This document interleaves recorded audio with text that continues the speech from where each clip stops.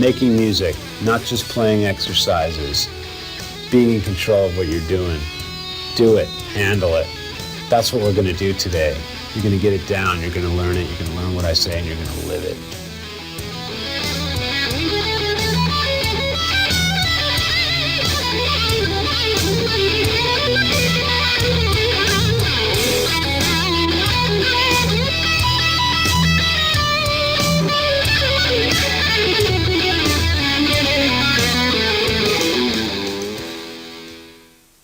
Before we can start, we got to make sure we're in tune, so I'm going to give you an A chord.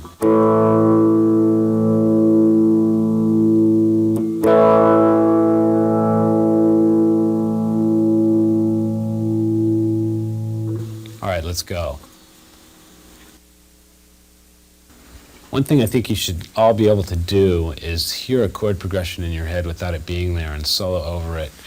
And following the chords really strictly in your head is going to develop your mental ability to hear chords even if they're not there. And you really have to develop that so you can play in an ensemble or band situation, because the whole idea is to make your melodies work, you have to really care about what goes on under them, those being the chords or chord progressions that you're using. So what I want to do is, first I'm going to start with just holding an E note down, and I'm going to solo over it, and then you're going to hear the progression through my soloing. You're going to hear the chord progression. I'll play the chord progression that's in my mind first. What we're going to do is hold down an E, but I'm going to be playing along to a progression that sounds like this. I'm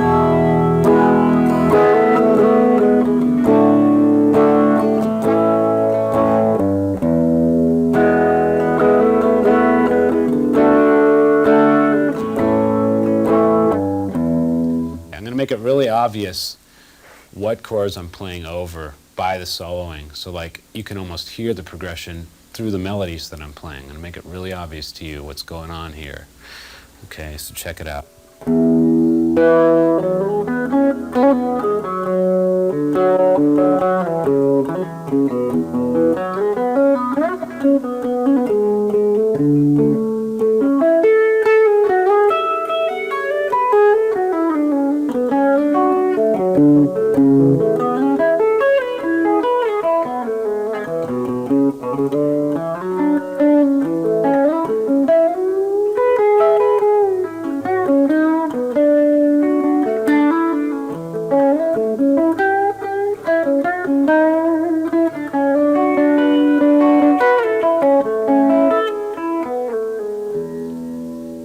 Okay, I was kind of arpeggiating a lot on there, and that's pretty much the easiest way to follow a chord, is to arpeggiate it. You really can't go wrong if you do that, because all the notes that are in the chord that you're following are there, and if you play correctly, you're going to wind up right. So now I'm going to try that same thing with the chords behind it, and you'll hear that it's basically the same kind of soloing going on. So the rhythm is like this.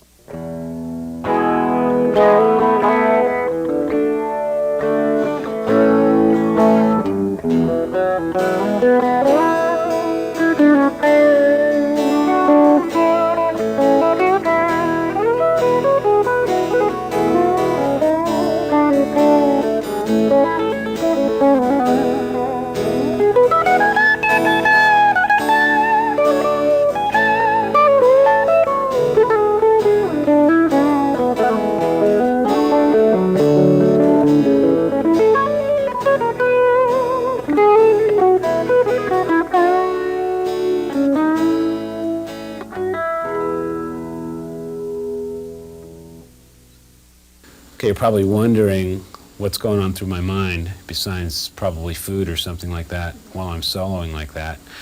And you have to consciously think of the chords really hard that are happening under your soloing. And I'm going to give you some examples of what I might do over those three chords. You have to know what you want to do over the chords as they're playing. So the more you do this, the more you'll get a feel of, the process. But this is broken down what is actually going on. So what I'm going to do is I'm going to hold each chord. I only used three chords in this whole thing. It was E, D, and A. And since it's such a simple progression, I really want to make the differences of each chord stand out more, because they're so basic and they're so commonly heard together. the more I can emphasize the fact that it's a chord change in my soloing, the better it is, and the more unique and different it's going to sound. So let's see all the things that we can do over each chord. So what I might do to start out with is like arpeggiate something like an E major arpeggio, and that gives me a lot of room to figure out what to do.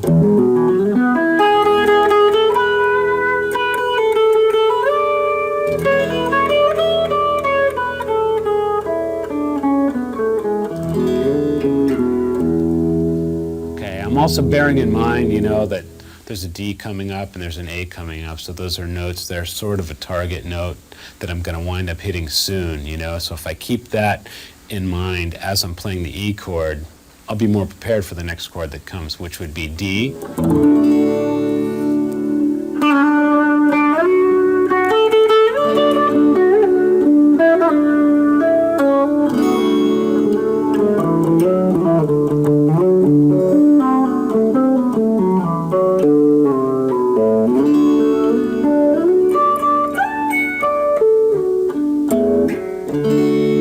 Always be safe with an arpeggio of a chord, you know.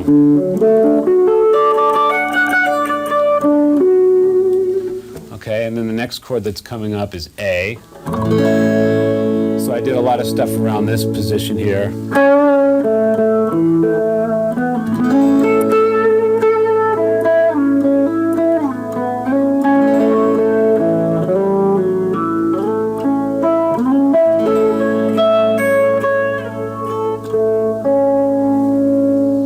What I'm going to do now is I'm going to kind of talk while the progression is going on. I'm going to explain where my target notes are as the chords are happening, and this is what's going on through my mind and what you should be sort of thinking of as the chords are flying by. So what I'm going to do is have the progression go by. I'll show you what's going on in my head. We'll do it really slow this time so we can get an idea of what's happening.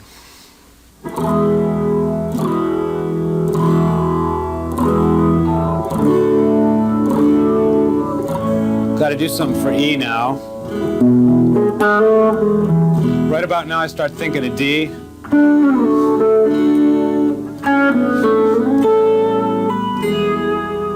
Give me a little break. The more I sustain, the more time I have to think about the next chord. Got to get to E.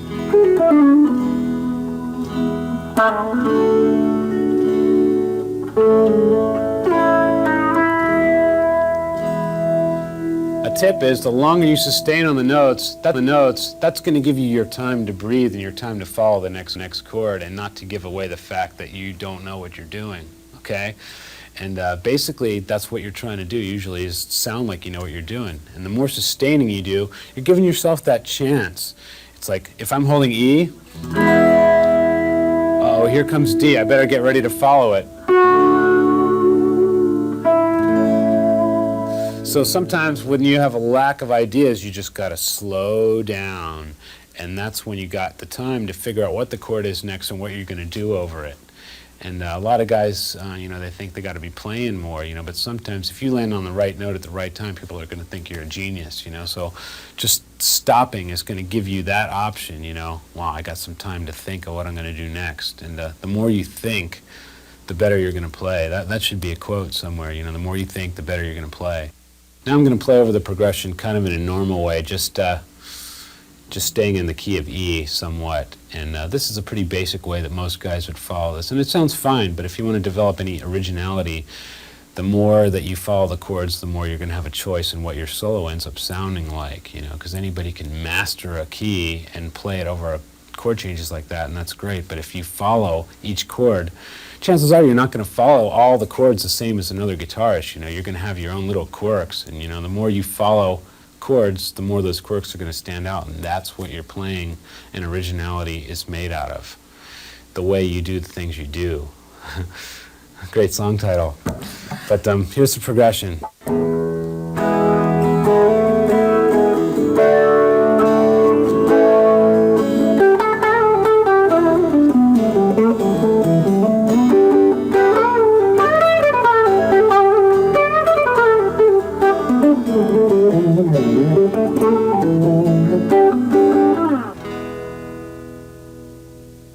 Here's what I would do in the same situation.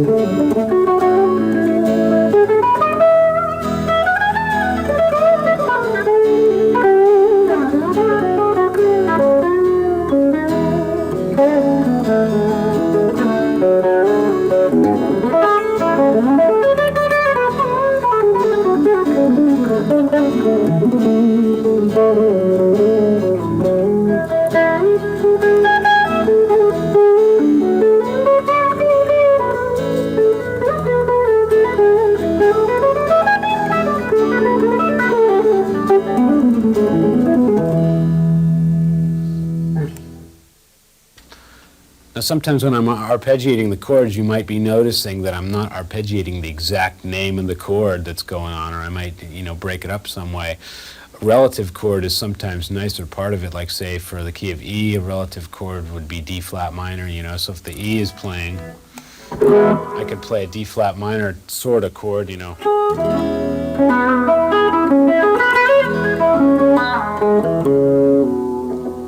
Okay, so that gives it a different sound than just a straight.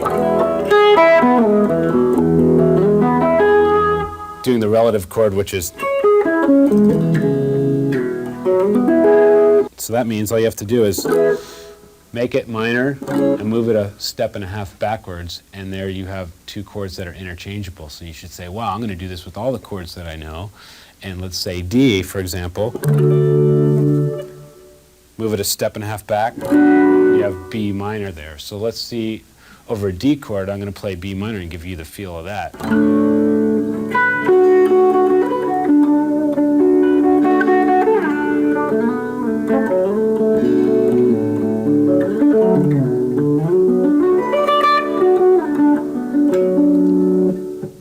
Kind of gives a real pleasant sound too. It's a little bit different, and if you break into it for just a second out of something normal, it's going to really stand up and give you some attention. The more knowledge that you have, the more control you're going to have, therefore the more aggressive you can play, and you can play the notes like you mean it. And it always comes across when a guitar player means what notes he plays, because he really digs in, and you can really tell that he feels it and he knows what's happening.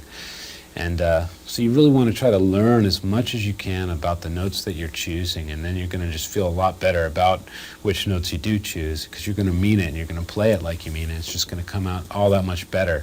And I'm going to use distortion to play, real aggressive stuff, and usually you want to have distortion when you're playing aggressively, so that's what I'm going to do, and you're going to check it out. All the concepts that I talk about, they're going to come through, and you're going to realize that everything that I've been talking about with clean tone and all that, it's all the same. It's all melody. Melody is all you're doing. All you're doing is making music. You can play it really aggressive. You can play it quietly. It doesn't matter. The only thing that matters is that you're aware of the notes that you choose.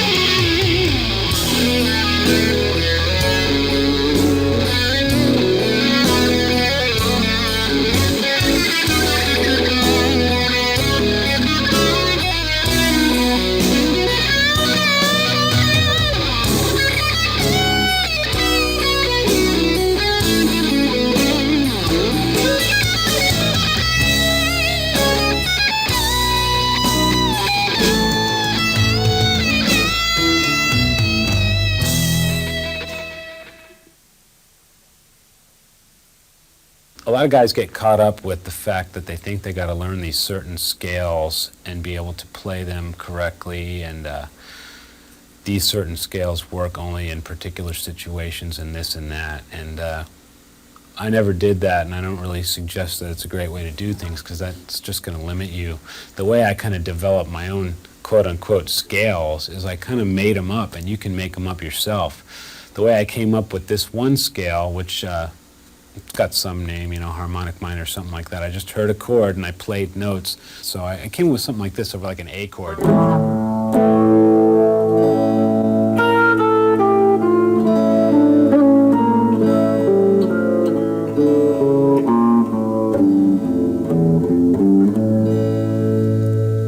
I kind of just took one note at a time and said, wow, this note sounds cool here. I tried it like this. I didn't like the way that sounded. I keep, you know, eliminating notes until I got it into a form that I liked.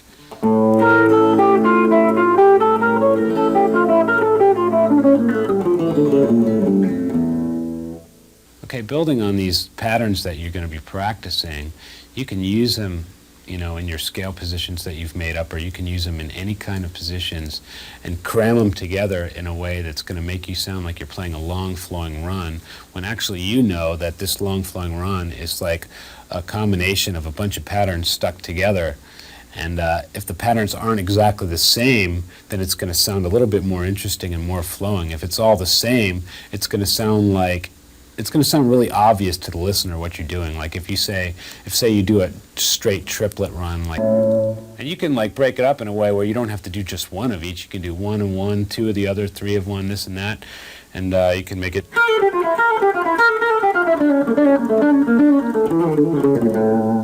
to get from one place to the other.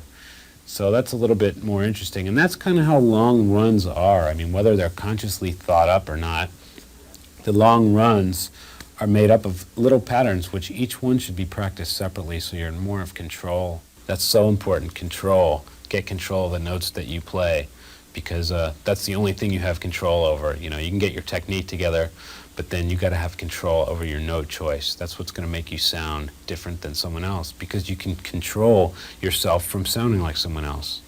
You got to have control. The key word here is control. Now I want to try progression that's a little bit different in sound, and the same concepts apply, you know, following the chords and all that, but let's try to get a different sound from those other ones that we had before. Progression's going to look like this: A minor, D minor, F, and E. So what we have is two minor chords and two major chords. Okay, but it still has this kind of sorrowful sound going on here. And we want to follow each chord. Of course, we can obviously follow all chords by staying in the key of A minor. We could do that, and that'd be just fine. But that would be like what I was talking about before with like what other guys do all the time. We want to follow each chord to the best of our abilities. So I'm going to give you an example of following these chords, and then I'll start explaining what has gone on.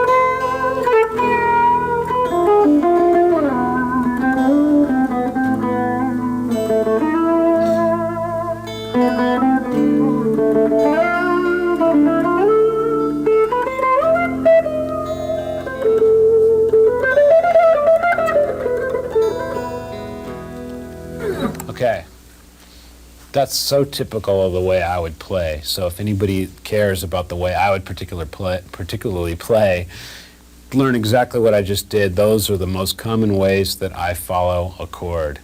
These chords that we just played, that's just what naturally comes out. And let's start to break that down a little bit. A minor chord comes up. Basically, you can use your notes in your A minor scale, or A arpeggio, a minor, would look like this.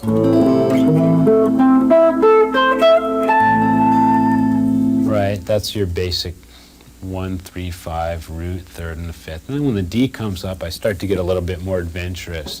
So D minor happens. And I like to hit this B note over D minor, which has a really exotic sound. So I like to target myself to that D note. So say I'm playing in the A minor part and I'm going. And then I know the D's coming up, so I try to get to a B really quickly. Because I know what's coming up, I know what note I need to hit, so I try to get it somehow. So D is a real common note for me to hit over that B is a real common note for me to hit over that D minor chord. And also I like to hit F over that, which is like it works nicely in the key of D because it's a minor note. And it's also nice to go to that note because it's not so great to hit that particular note over A minor. Because if you got A minor going, it's not really nice to sit over that note in A minor. It's nice to pass over it. But it's not really nice to sit on it. But when D minor comes, it's totally great to sit on that note for a while. So that's a fresh note that you haven't really sat on and used up too much in the chord before. So if you think about that, say now it's okay to use that F note and lay on it for a while. That's why I kind of break into that note commonly over a D minor chord. And then the F comes up, the F chord. I think taking that concept one step further, a note that you couldn't use on either chord would be like E flat. Like E flat over A minor would sound like this. Not very pleasant. Over D minor would sound even worse. But if you wait until you get to the F chord, you could play it and not pretend, just act like you're playing an F7th over there, you know? You can just go, it's like, oh, I meant to hit that weird note. I meant to hit that note there, you know? Basically, it sounds like you're playing a 7th there, because you are, and for the first time in the progression, you can use an E flat. So I like to break out that note because it's fresh then. So I'll commonly go to that E flat there over F, and then E comes. There's a lot of different things you can do over a major chord and a minor progression. What I did probably the last couple times when I just improvised was kind of subliminally throw in a diminished over that. I probably soloed like a diminished thing.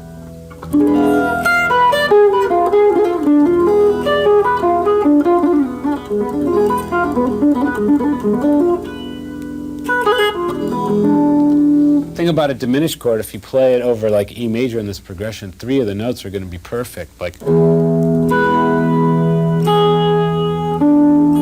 like an E7th. The only note that's kind of out there is F over E. But if you use it kind of as a passing note, it's going to really just sound exotic. So when the E comes up,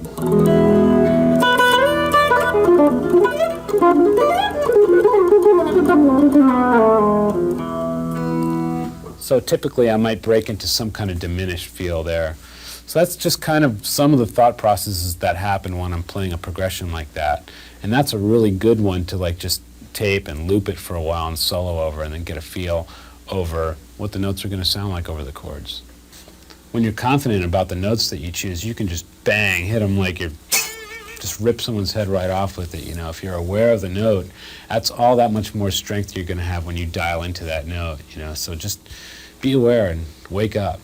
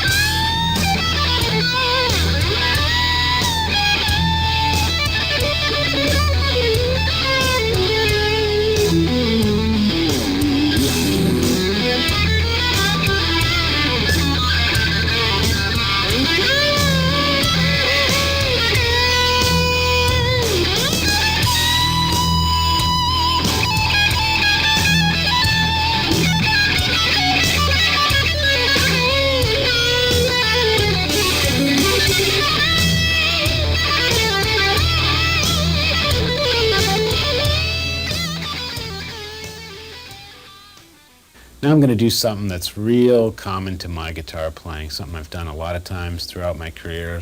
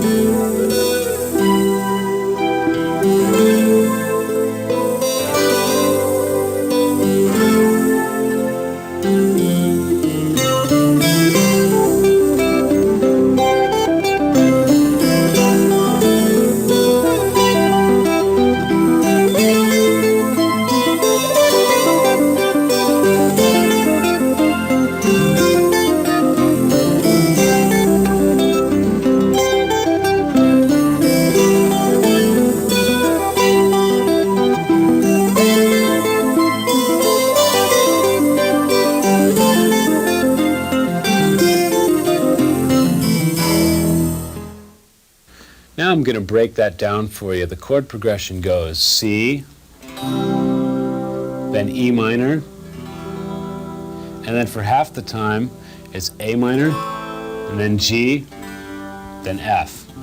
That's the whole thing. So the melody looks like this: 2, 3, 2, 3.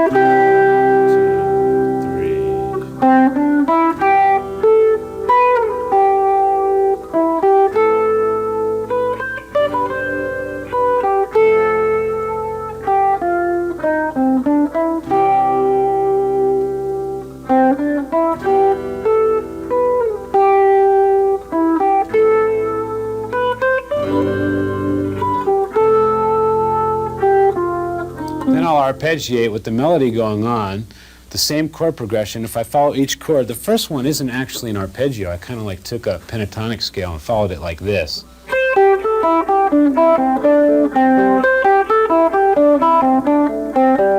That sounds really nice over our C major chord. For the E minor chord, I went.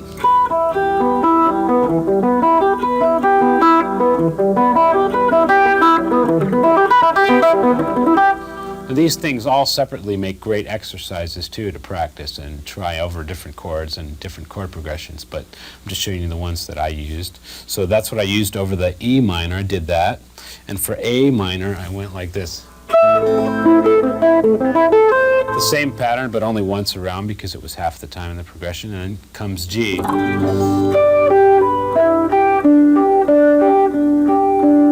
I just did it that way for E's. And for the F one, I followed it like it was an F7, because going back to what I was talking about before, over hitting that 7th note, I can finally use an E flat over, that's what that is, an E flat over the F chord to make it stand out a little bit.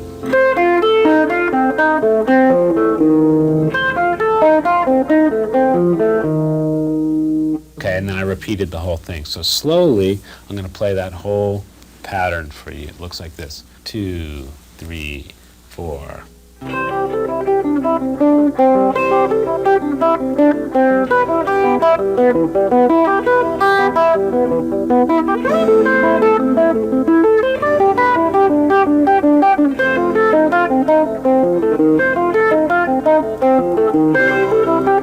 And so on. That's basically how it goes. Now I'm going to take that chord progression, the C, E minor, A minor, G, F, and I'm just going to solo over it using some variations, breaking into some of those arpeggios like I was doing before, but basically sticking to the theme and the melodic content of it and soloing around it and improvising. And what I'm going to do is, first time around, I'm going to have the chord progression playing along, first 2 times around or so, and then I'm going to stop the chord progression and I'm going to keep soloing. And you should hear the chord progression through what I'm playing because I'm so much consciously following that chord progression with the notes I choose. 2, 3, 4.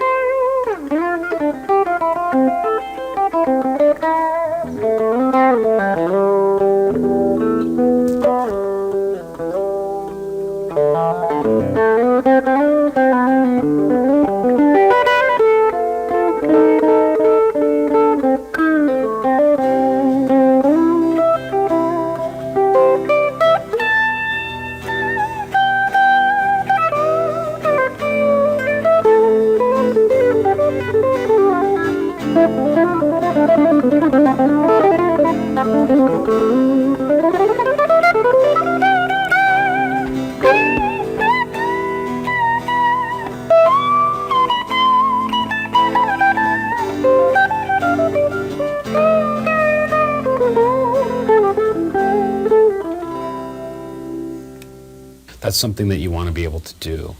So you don't need a backing guitar all the time to solo and practice over progressions. The only thing that matters is the progression that you're playing over as you're soloing. I can't stress the importance of that because that's the whole point of soloing, is you're soloing over something and you're an ensemble in a band or whatever playing music. Basically in arpeggios and making arpeggios to follow these chords, like in the progression, you know, and to be able to arpeggiate any chord you hear, you just got to know the names of the notes that are in the chord. So you take the first note of the chord or the root, and the third, the major or minor third, and the fifth. And say you're taking an A major chord for an example, then you'd have A is the root, and C sharp is the major third, and E is the fifth. So any place that you can find those three notes in any order, in any position, is your A major arpeggio. I mean, it can look like anything. So without, you know, taking the most obvious ones and simple ones, let's just, you know, come up with a couple off the top of my head and practice those. And let's find an A here.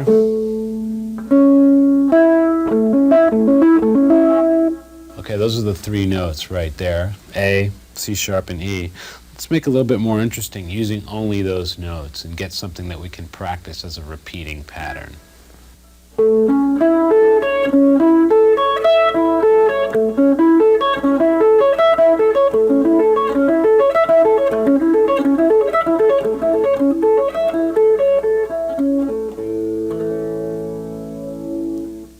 Okay, let's try this other arpeggio here. Let's try a C major. And C major has the notes C, E, and G in it. So any kind of configuration in and out, up or down of those notes is C major. So let's try it like this.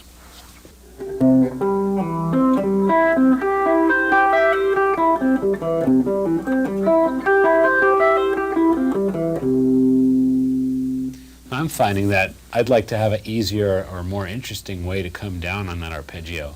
So what I'm going to do is come down with a relative chord. You know, I'm going to go up a C major chord, and I'm going to come back down with the relative chord, the relative minor chord, which in this case would be A minor, because C, going a step and a half down and changing it to minor, makes A minor. So let's take this C and go back down with an A minor arpeggio that looks like this.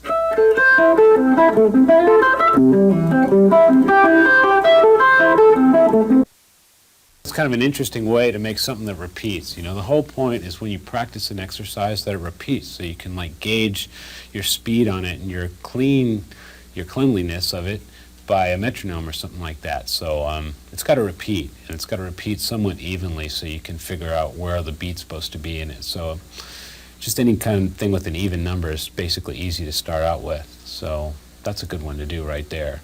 Up C major, back down A minor, and so on. A way to practice that with a metronome is evenly, and the whole point of metronome playing is to develop your evenness. So that's the thing that you want to keep in mind. You already know what the notes are. You're going to play them correctly. Now let's make it really even. So what you want to do is get a metronome speed that's slow enough that you can play it clean and evenly. So let's get sort of a metronome sound going here, and I'm going to play this lick that I just played along to it.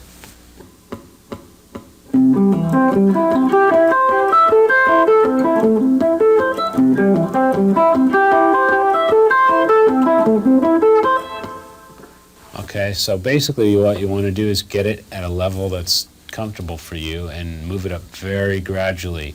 If it seems that you're playing it too fast for yourself, then you should bring it down and don't try to speed it up too quickly. And do this with everything that you know that repeats. Any sequence of notes that you can repeat, you should repeat it with the metronome and get your technique together with that. I think there's a big difference between a player's technique and his creativity. I think technique is like kind of like a bank. You have all this technique in your bank, and like when it's time to be creative, you draw from that. But you shouldn't use technique as a substitute for creativity. You just have to have this arsenal of chops, and then you can break them out when you need to. But that's what the metronome is for, and that's what repeating riffs and arpeggios and patterns or whatever, that's to develop your technique. An important point is like I make up these arpeggios kind of like just because I happen to know where the notes in each chord is, So if I was to come up with something off the top of my head, I know I want C major, so I'm going to hit C, E, and G in any kind of configuration. So let me rattle off a few and see if I can break them down for you.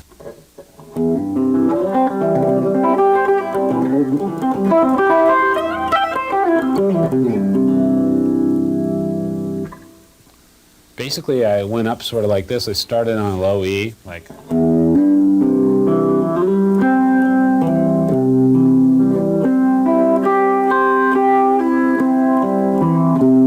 And to make it easy on myself to get into this position,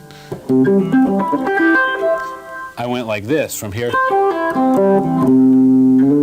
a note out of the arpeggio, D. Sometimes you have to break out a little bit to make the thing smooth and flowing, but if you break out smoothly, it's cool. And it kind of adds to the motion. So I went probably something like this.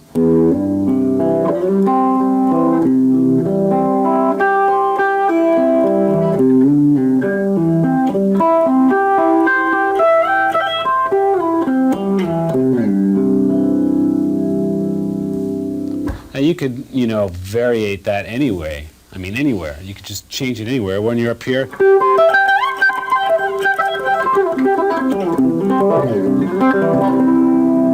so what I did there was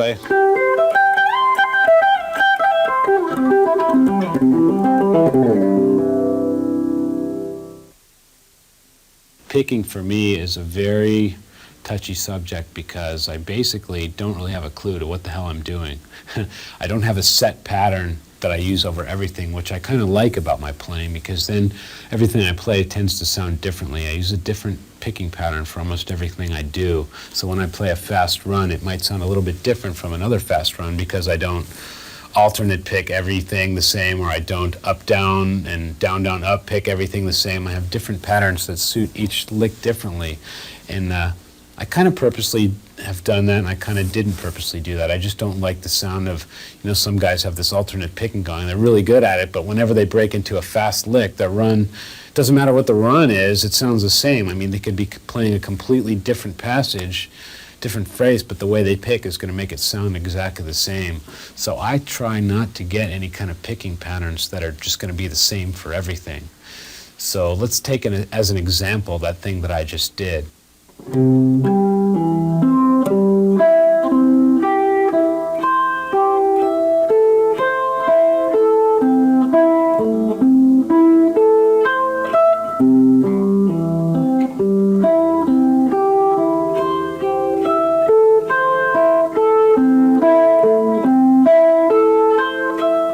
Okay, here's a right hand, left hand thing whereabouts. I'm kind of moving up and down the neck. I find that I do it quite a bit, and I don't really stay in one position. I'll take a pattern and I'll move it rather than staying in a box or a position with it. So let's take a little picking pattern and move it around and check it out and see what's going on.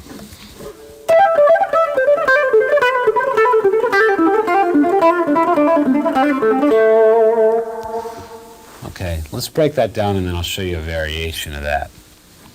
What I did was I took notes that are sort of in an A scale. I didn't really have any strict kind of way to follow any note pattern. I just did what looks easiest for the fingers. And I took a pattern that was like this.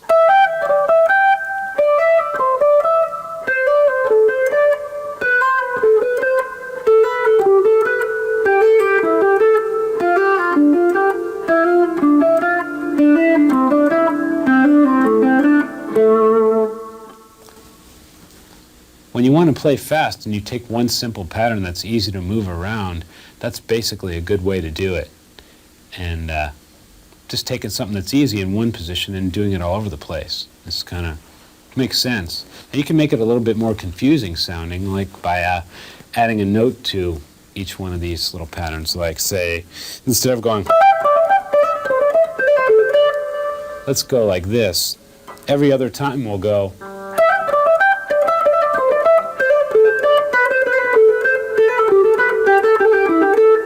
So quickly it'll sound like.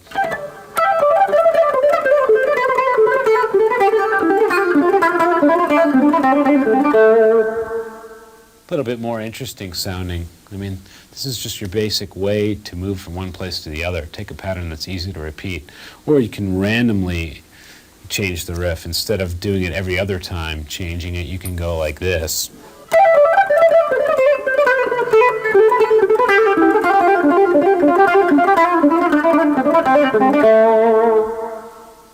If you make these things separate, they're going to sound cool and they're going to sound smooth, and you can practice them separately. Now the riff goes like this. One of them goes like this. It's just a pattern that stops. And to get a good attack on this type of thing is start it with a downstroke every time.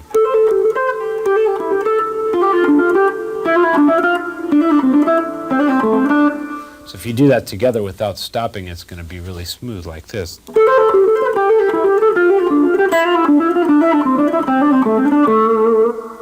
And then the variation is a lick that goes like this.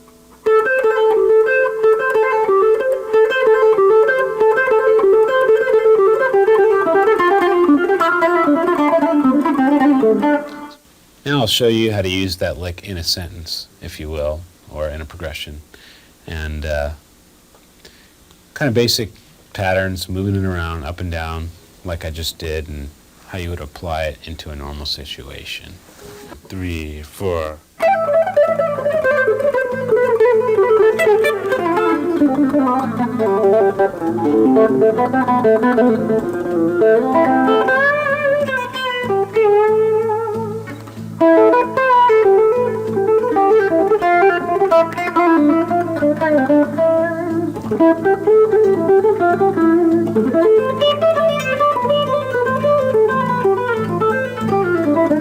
And then the variation is a lick that goes like this.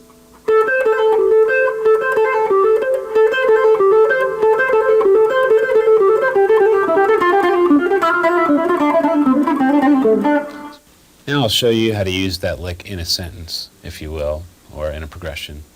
And kind of basic patterns, moving it around, up and down, like I just did, and how you would apply it into a normal situation. 3, 4.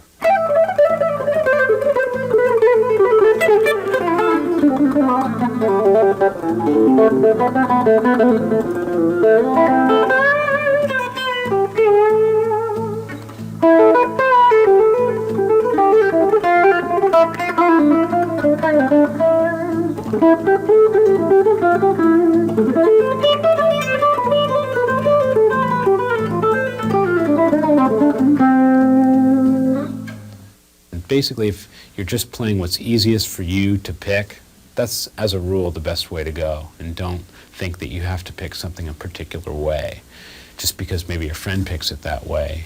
Everybody's hands are different, so just do what's easiest as far as picking goes, and there are no rules other than that. You probably noticed that I have a lot of really weird ways to bend notes, and I do. And I think the best thing to do with bending is realize that there's a lot of different ways to bend to a note other than the conventional way that you've been brought up doing. Now, say you want to get to A, that A, chances are you're going to probably go. Right? Now, there's two really obvious other ways to get there. It's from half step behind the note, or maybe even a step and a half.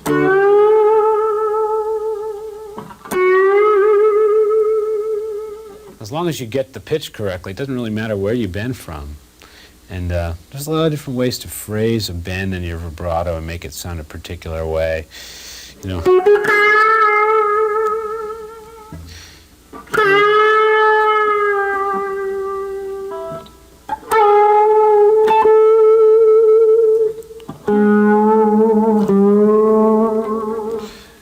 these bends coming from weird notes is really nice when you're following a chord progression, because that allows you to hit a really strange note for a half a second and really grab the listener's ears. You know what I mean? Say the chord is D, and the note that I decide I want to choose is A, but I hit it from this note.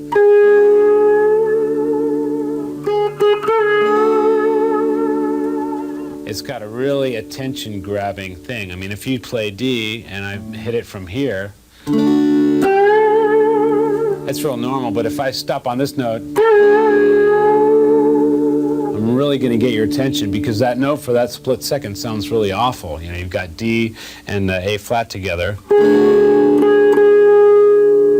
Not something you want to hang out on for too long, but if you get into pitch correctly, quick enough, it's going to sound really nice. And let's try a lot of different ones. Keeping the chord D, let's take a bunch of different target notes and hit them from strange notes.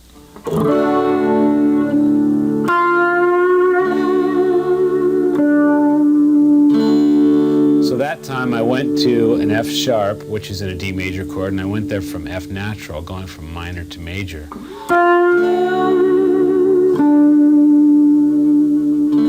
And now I'm going to go to the root from a D flat, which is the major 7th. I'm going to go like this.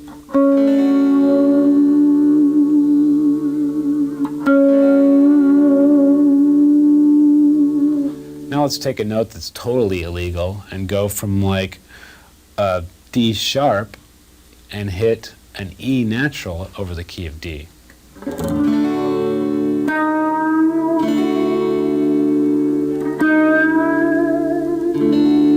That's kind of tricky, because you get to a note that's like still interesting over the chord, but you start from a note that's totally hellish. So you can take the D sharp and bend to like even a major third, go all the way from a D sharp to an F sharp, and you get something like this. That's really drastic. That's about as drastic as you may want to get. You can take something also like, say, an A flat and go to A. Pleasantly enough. Now, building up into this, let me show you what you want to do with this. You don't want to do this all the time. You want to break into this when you have a target note, the note of choice that you plan to hit. So if the chord is just D strumming constantly, I'll play something normal and then I'll break into one of these notes.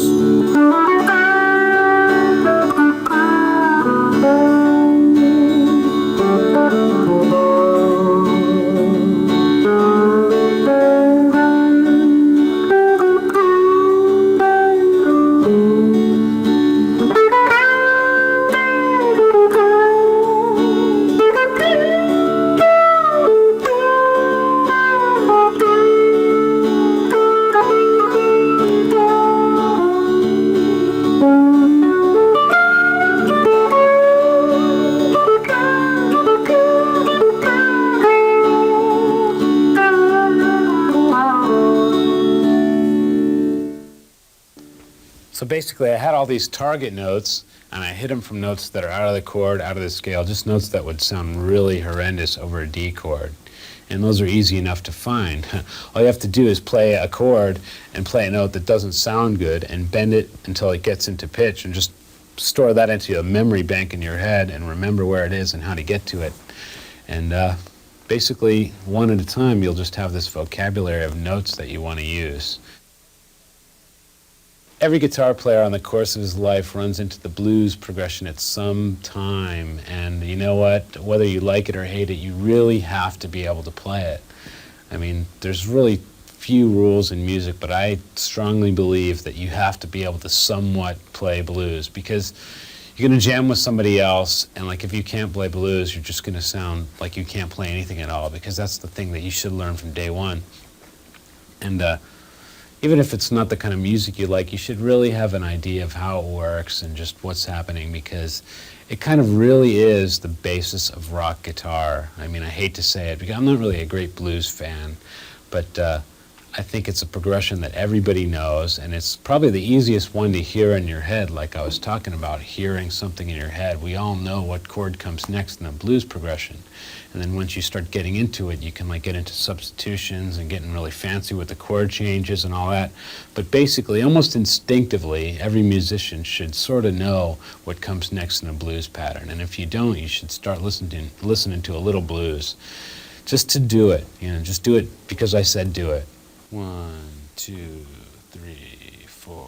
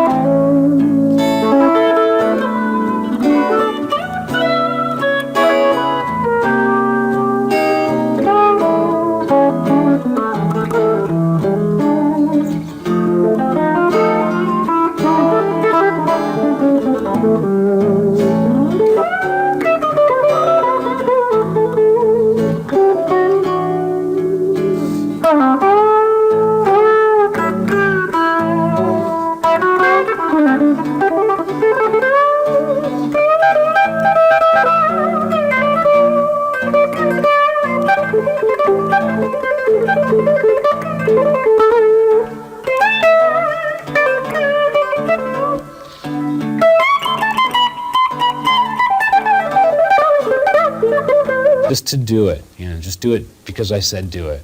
1, 2, 3, 4.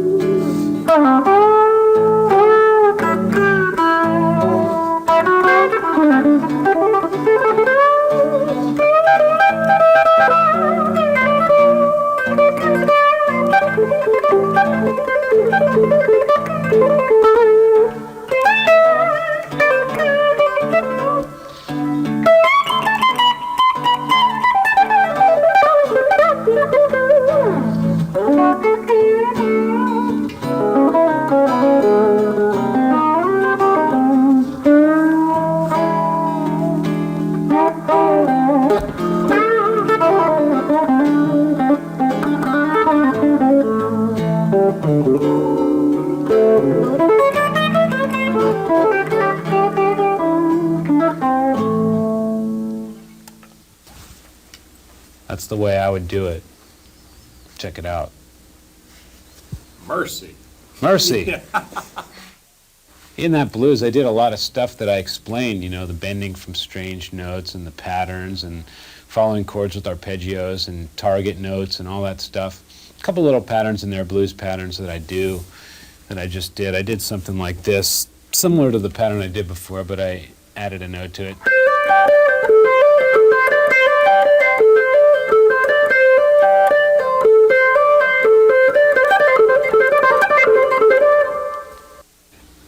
Here's a chord progression that's going to pretty much combine a lot of the factors that I've been talking about, and it's a longer progression. And when one tends to want to just follow a chord progression with one key or one scale that fits over all chords, you really want to stop and say, well, if I work a little bit harder, I can follow each chord. If I really think, and if I play really slowly, I'll have enough time to change chords with the progression. So let's try a long progression, and I'm going to follow each chord really obviously, and then I'm going to break it out a little bit, and you can watch some of the more advanced ways of following the chords. 1, 2, 3, 4. 4.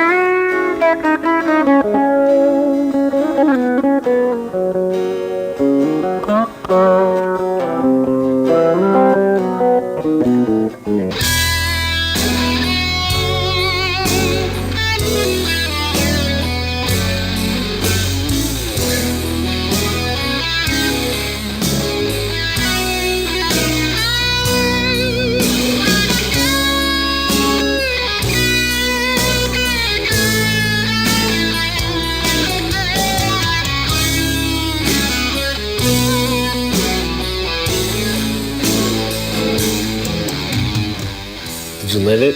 Did you learn it? Did you get it down? Rewind the tape and do it again until you do. And I'll see you next time.